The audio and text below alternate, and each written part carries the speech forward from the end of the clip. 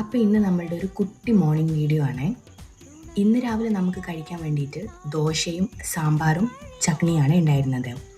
ഇവിടെ സാമ്പാർ എപ്പോൾ വെച്ച് കഴിഞ്ഞാലും ഒരു 2-3 ദിവസത്തേക്ക് ഉണ്ടാകും. അത് കുറച്ചധികം വെക്കുന്ന ടൈമിൽ.